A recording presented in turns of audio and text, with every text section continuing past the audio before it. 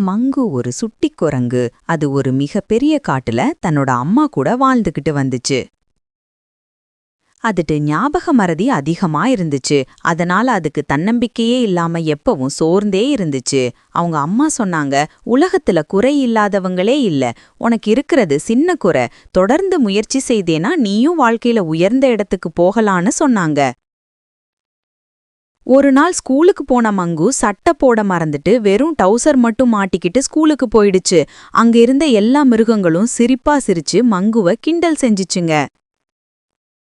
இதனால கொஞ்ச நெஞ்ச தன்னம்பிக்கையும் போச்சு. உடனே வீட்டுக்கு ஓடி வந்த மங்கு இனிமே நான் ஸ்கூலுக்கு போக மாட்டேன்னு சொல்லுச்சு. உடனே அதை புரிஞ்சுக்கிட்ட அம்மா, பரவாயில்ல, நீ என்கிட்டயே படிச்சு பெரிய மனுஷனா ஆகுன்னு சொன்னாங்க. அன்னையிலிருந்து வீட்டிலேயே பாடம் படிச்சுச்சு மங்கு.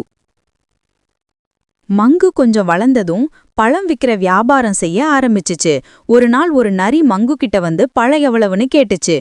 பழத்தோட விலைய மறந்த மங்கு, ஐயோ பழத்தோட விலைய மறந்துட்டேனேன்னு சொல்லுச்சு. இதை கேட்ட நரிக்கு மங்குவோட மறதி வியாதி பத்தி புரிஞ்சுக்கிடுச்சு.